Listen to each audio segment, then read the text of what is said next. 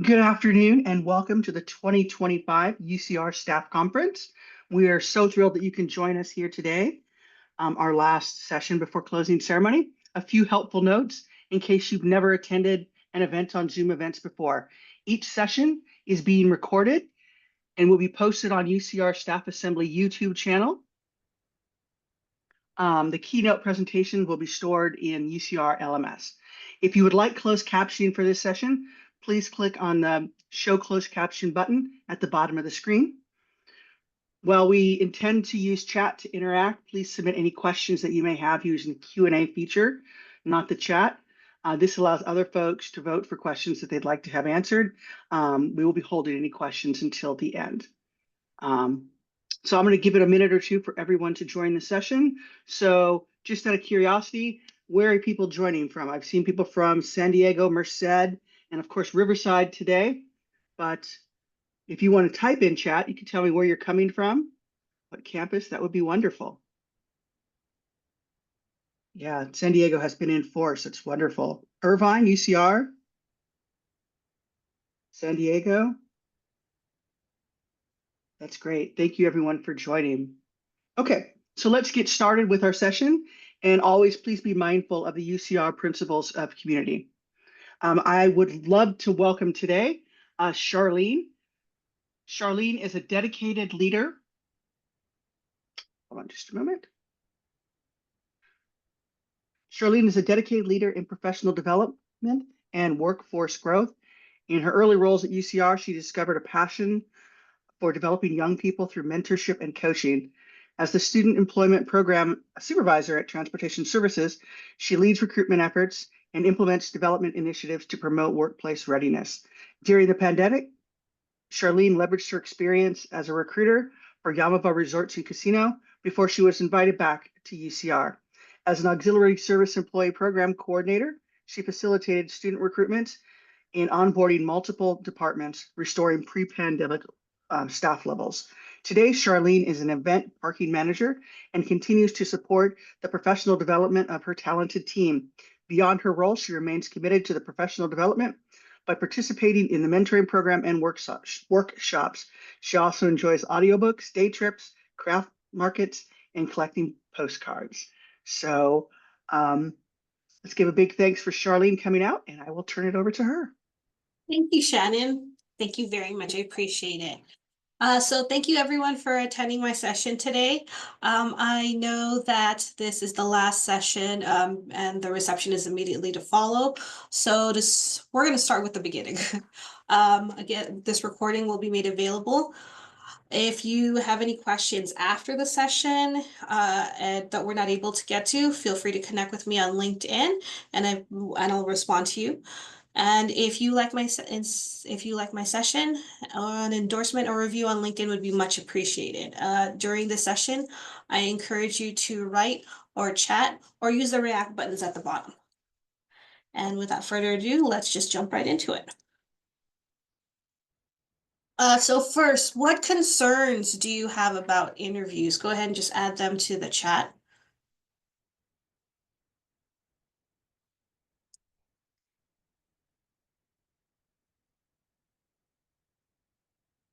No major concerns. I'm taking nobody's having an interview anytime soon, or you just got your ideal job. No worries. But for today's goals of what we're going to talk about are what you should be aiming for your interview. So what you want to do is convey confidence in that sense. You want to sound like you have your shit together. You want to confirm that you can do the job because you wouldn't have never gotten the interview if they didn't have the slight inkling that you could already do the job. And then what you really need to do is convince them that you are the right person for the job and that you belong.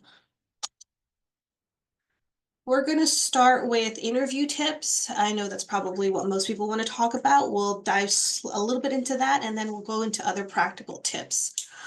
In terms of answering interviews, my preferred method is the STAR method. Has anyone heard of that before? Yes, excellent.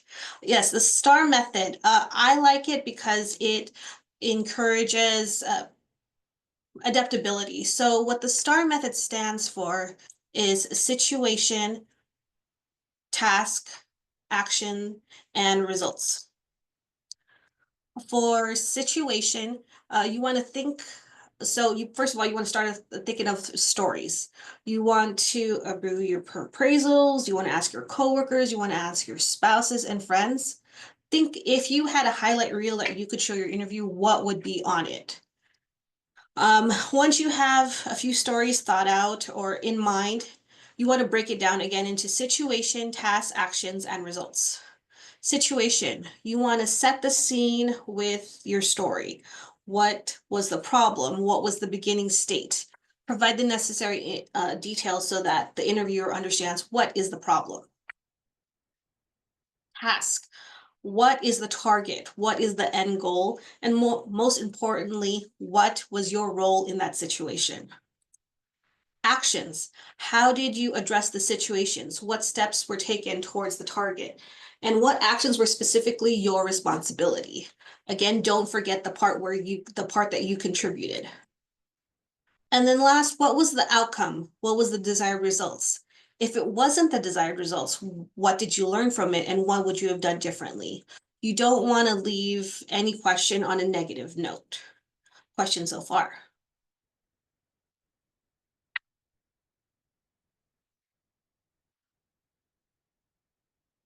When you're thinking of your stories, you want to also think about what other skills does this story highlight? What other questions could this particular story address? And how could you adjust the narrative to address a different situation or a different question? What this does is that you are able to focus in on your highlight reel and be able and find a situation during the interview process to be able to share that. Because think of every time that you've shared your highlights or your big win at work. You've told them with a smile on your face or that you were cheerful. Even in just thinking about the success that you've made causes you to have that warm, fuzzy feeling, which conveys happiness, which conveys positivity, which essentially conveys confidence. Additional tips for your star stories. Give your stories a memorable title. If it's your jam, use a silly or punny title. Again, if it makes you smile on the inside, you will appear more confident on the outside. Practice telling your stories in about 2-3 minutes. That way it gives you room to maneuver to 4 or 5 during the interview. I personally suggest bullets as opposed to scripts. You want to practice modifying your stories for different types of scenarios. And also you want to bring your list of stories with you to an interview. Nothing says that you can't bring a list or a piece of paper or a notebook with you to an interview.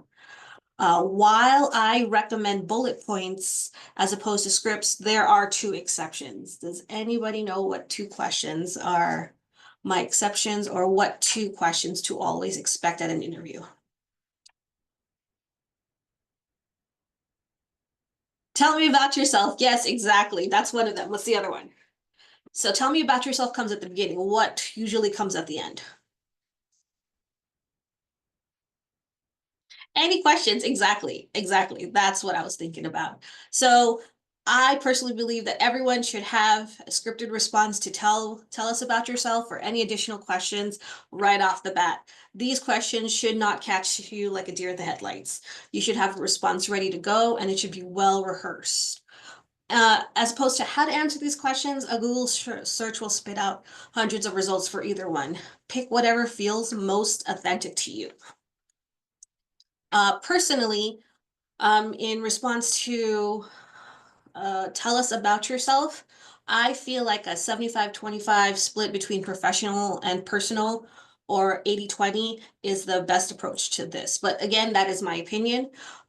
So things like, why are you interested in the position? You want to recap your job experiences or accomplishments as it relates to the position. What makes you uniquely qualified for this position? Include a few hobbies or fun facts about yourself. I interview over the course of, I don't know, 10 years. I've interviewed a lot of people. Adding a few hobbies and fun facts about yourself makes you seem more personable. And honestly, it makes an interview way more entertaining.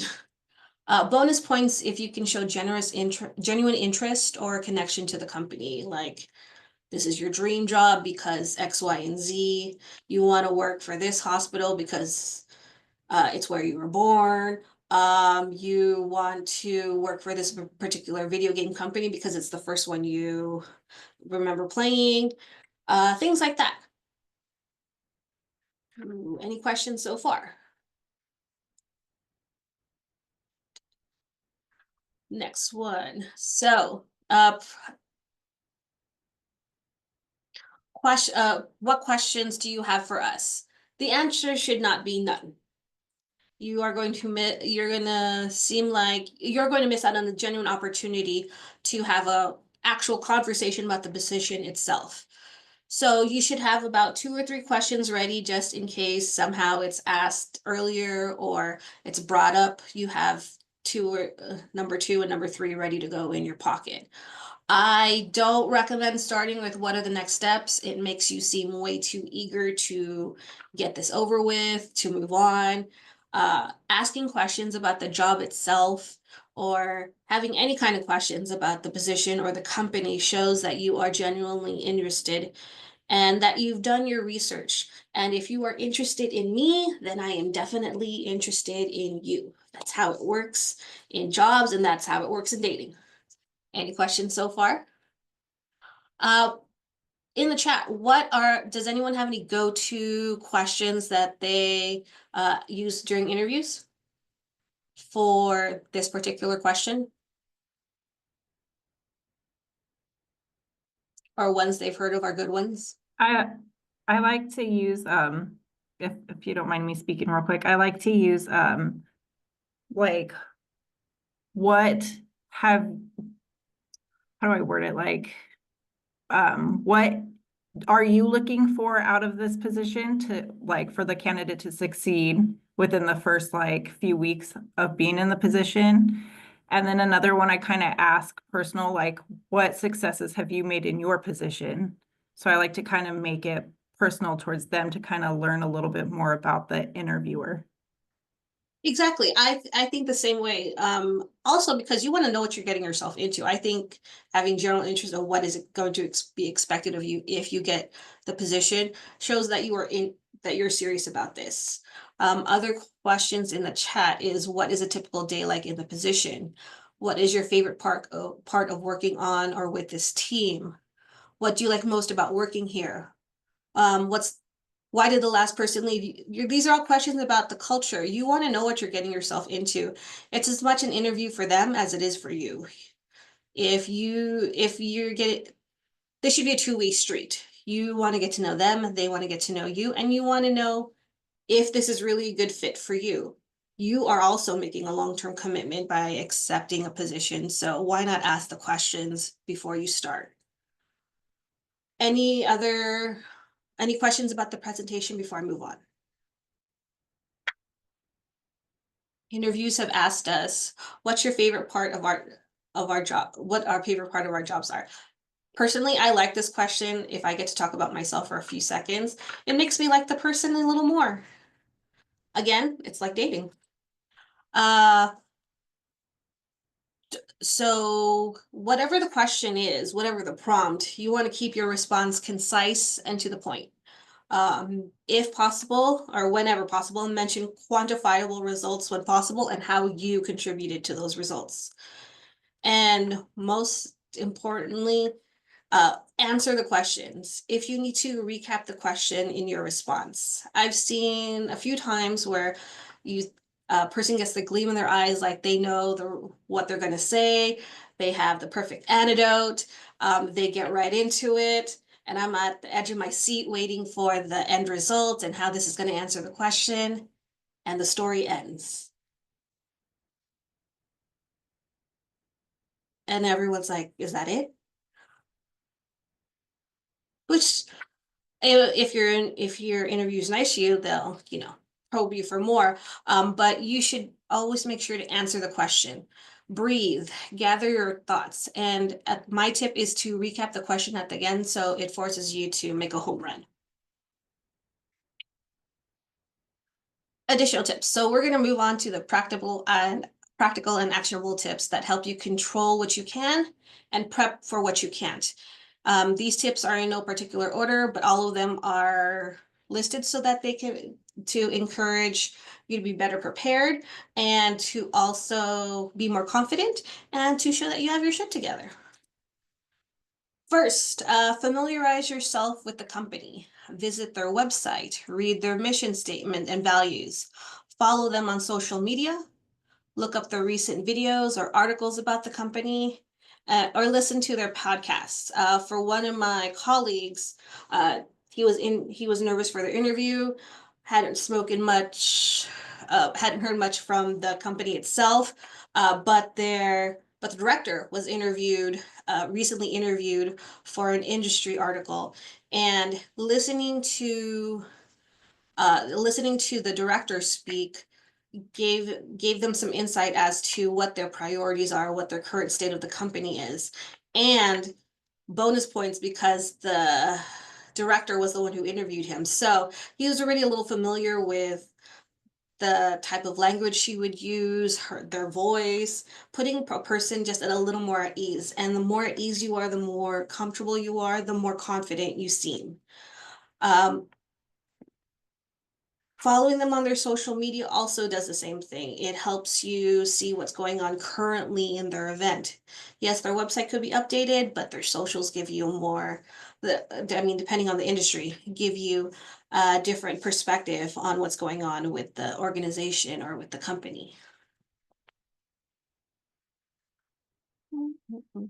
You won't be able to anticipate everything they'll ask, but at least knowing the current state of their company will give you some material for your interview. Practice feeling uncomfortable. This one is super important to me, and I stress this to all my student employees, to anyone who asked what they should do for an interview. Practice feeling uncomfortable.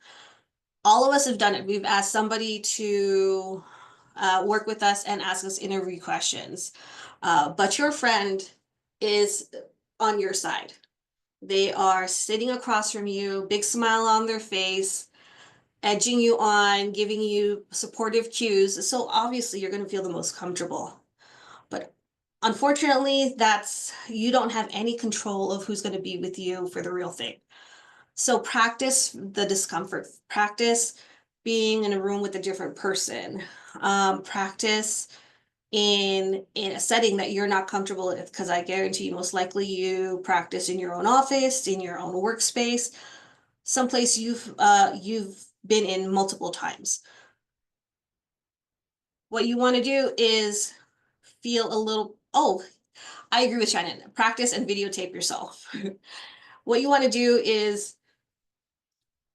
get comfortable with that feeling so that you're not pressured to what we naturally do, fill the silence.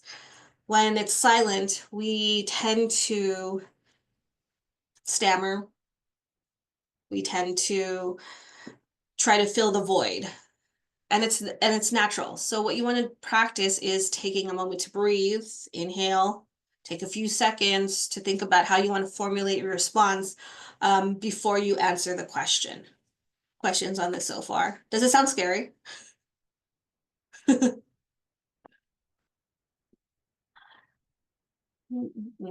Dress for success.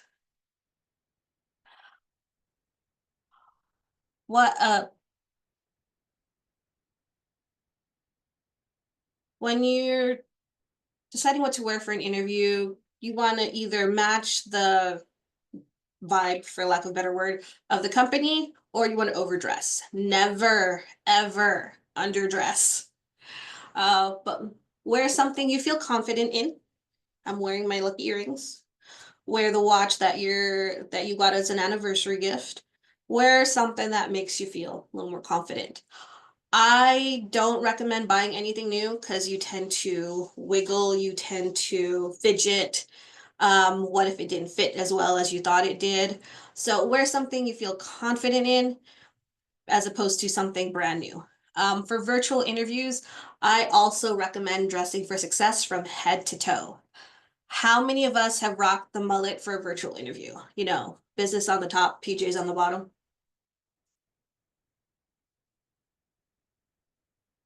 Nobody? Anybody? For a virtual interview, you never know when you're gonna have to stand up, so dress for success, head to toe.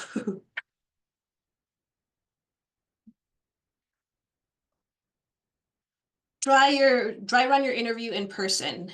Is there construction on the way? Where do you need to park?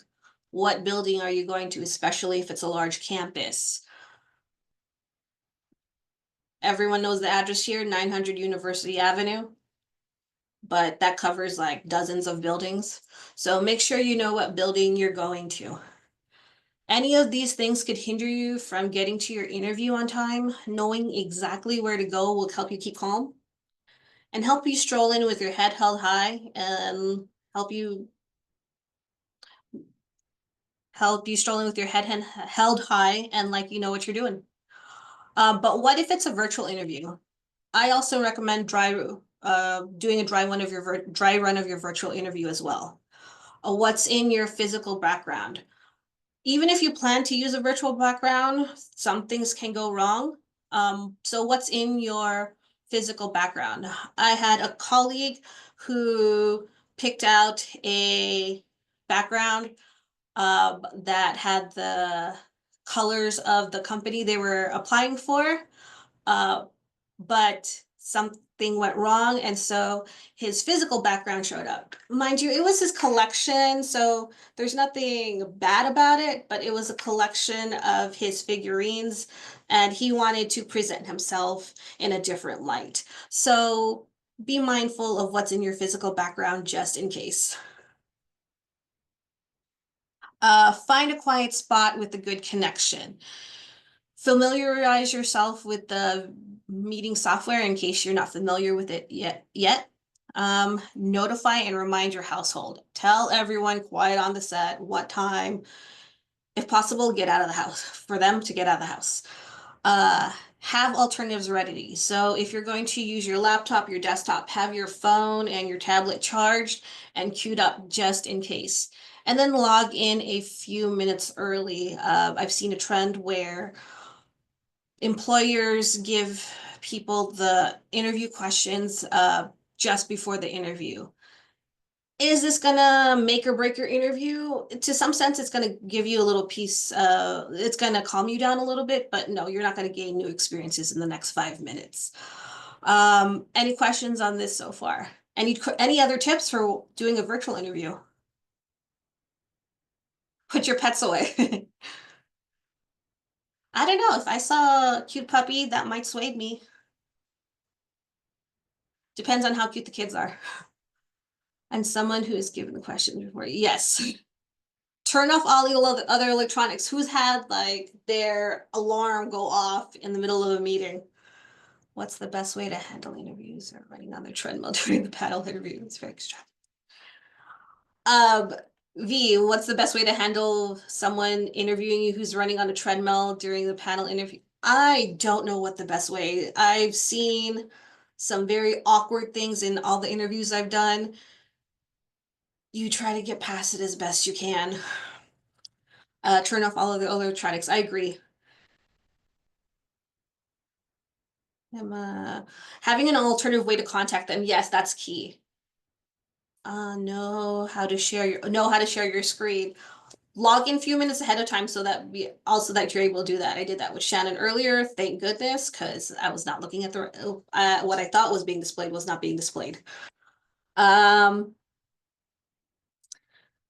To know how to share your screen, alternatives. Oh, one more thing about virtual interviews. Make sure both parties are talking about the same time zone.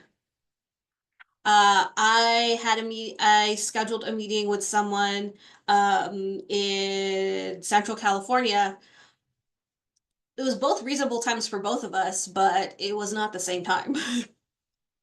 So keep in mind, especially if it's different time zones, make sure you guys are talking about the same time.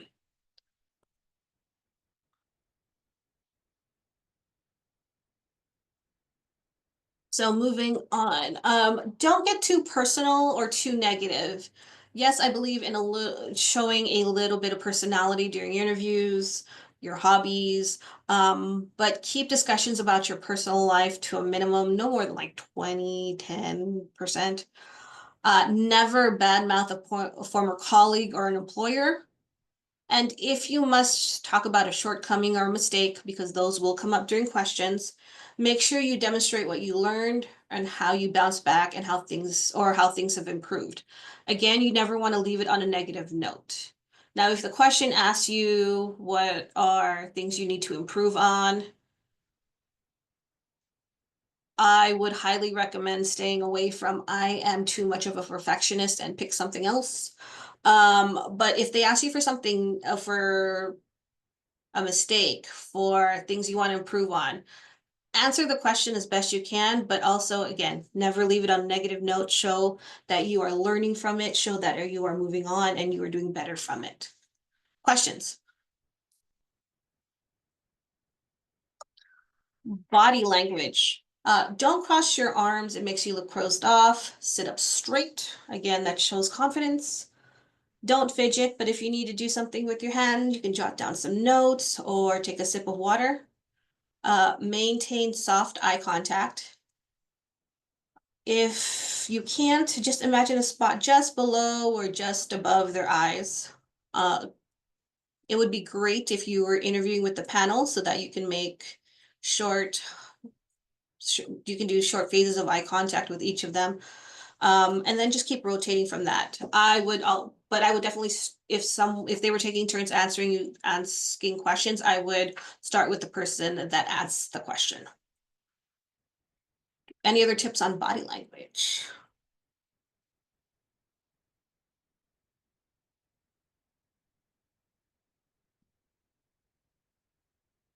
You want to sound like you belong. So while you're doing your research on the company or on their social media or on their podcasts, listen to the terms they use, reference their systems, tools, or products, mirror their values, and draw parallels between your experiences and the position. So what I mean by using their terms, do they use the word customer or do they use the word client? Do they say ticket? Do they say request? Do they say work order? You want to match what they use in their industry or in their company. And if you understand their values, you want to make sure to sprinkle that throughout your interview. Language. Use both I and we statements throughout the interview to show that you can work independently and to show that you can work with others. Be mindful of your verb tenses when talking about the past, present, or future. And to be more organized, add some order to your responses. So first, second, third, A, B, C, do, re, mi, and so forth.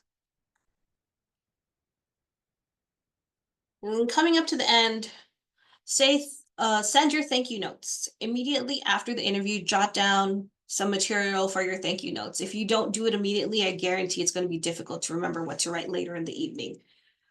You want to jot down the names and the roles of the people you met. Maybe there's something you wanted to add. Maybe there's something you learned. Maybe you guys had a quick inside joke. Keep it short and sweet.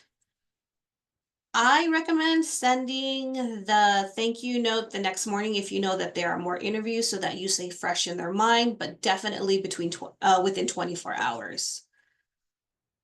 So throughout the whole interview process, what the most important thing you need to remember is every interaction is part of the interview. The company or the organization is making a long-term commitment based on just a few short interactions. Everything counts. So update your email address and voicemail on your socials. I've had to call one client many times because he was a suitable fit for several positions at the casino, but his interview started with someone screaming. It was very annoying. I've had an email address that was sammystoner@gmail.com. Sammy was neither a geologist and Stoner was not her last name. I've had emails that look like text messages and ended in exclamation marks. I appreciate the enthusiasm, but I don't want my email yelling at me. So be professional in your email responses, follow instructions and be prompt. And then be nice and be polite to everyone as soon as you get out of your car or as soon as you logged in. Is anyone here a fan of the show Suits? Harvey, Donna, Mike, anybody? If you guys remember the first episode, Harvey is looking for a new candidate and he says, this is taking too long. He looks at Donna and says, give him a hard time and give me a wink if there's someone clever. And that happened to just be Mike. Does that happen in the real life? Oh, yes. If someone is rude to the person checking them in, they'll give the interviewer a look just before the interview starts. So keep that in mind. Be nice and polite to everyone you meet at the facility. Voicemail that tricks you to thinking that the person answered, but it's really voicemail. Yes, super annoying. So going back to the interview goals, you want to convey confidence. Again, control what you can and prepare for what you can't so that you seem the most confident as you can and that you have everything you need to do the job, that you have your shit together. Confirm that you can do the job. Prepare and rehearse 7 to 10 star stories. Convince them that you belong by doing your research, familiarizing yourself with the company, and mirroring their language and values.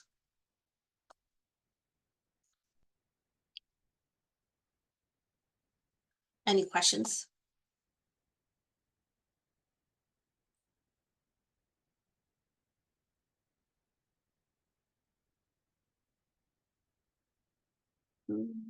Let's see. Do you have any questions in the questions? No questions so far. So does anyone have anything? Oh, I was going to say I didn't see any questions. oh, cool. Thanks. So what stuck out to anybody?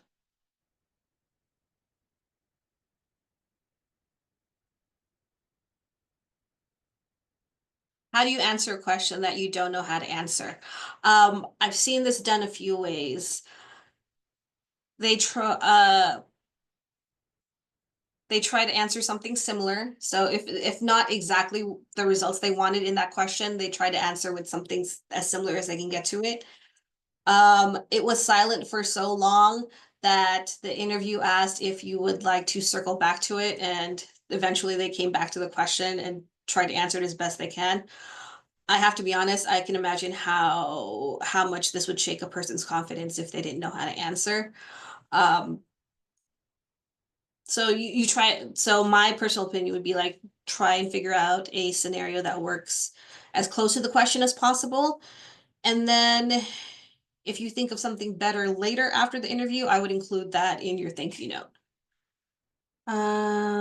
What is the best question to ask if you don't get the job for the next time?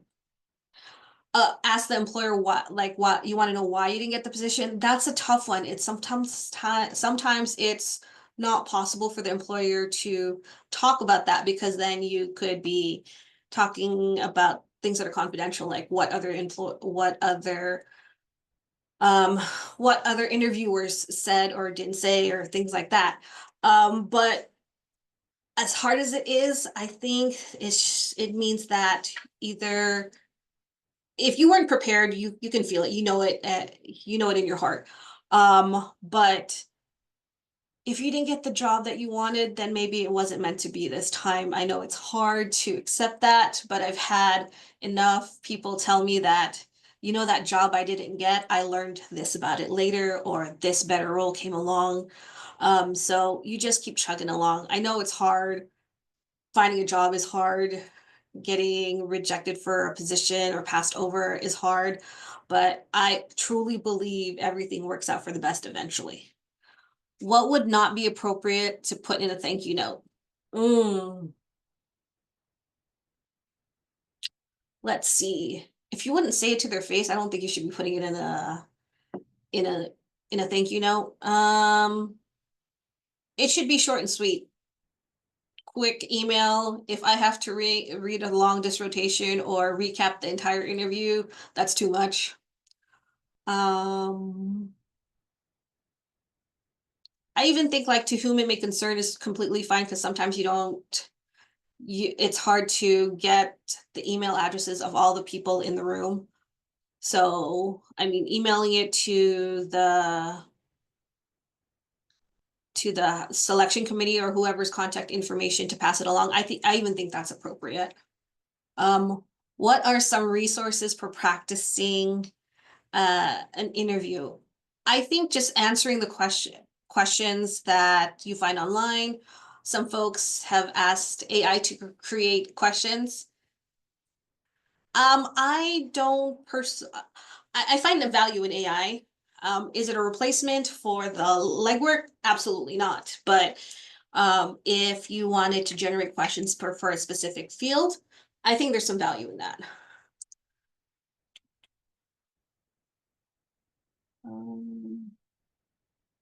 Let's see.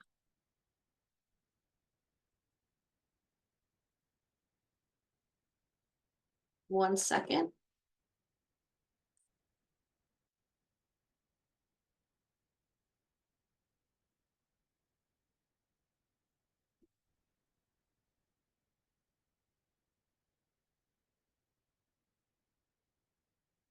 So some have asked about other resources.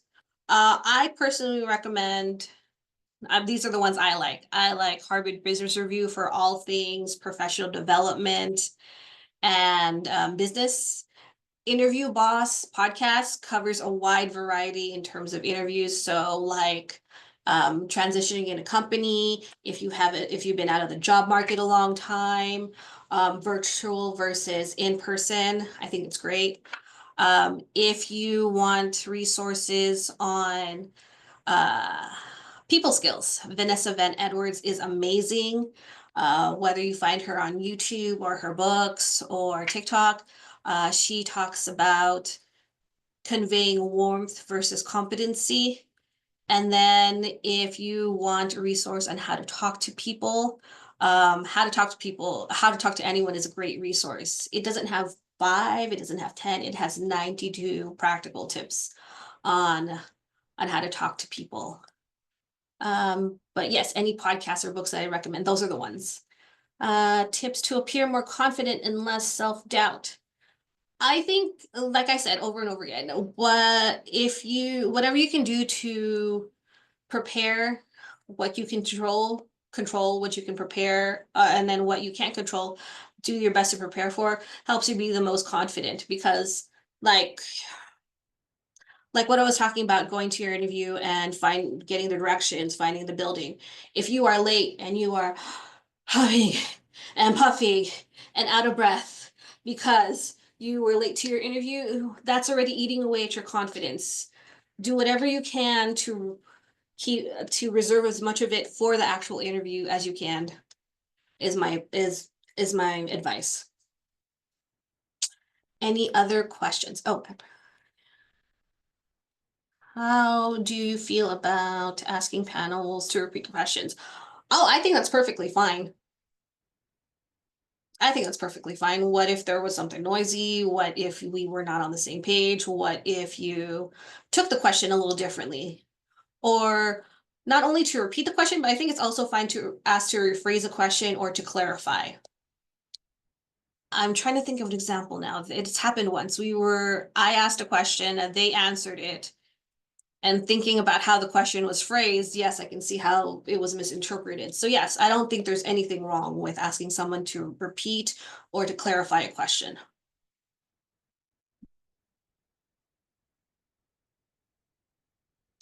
Anything else?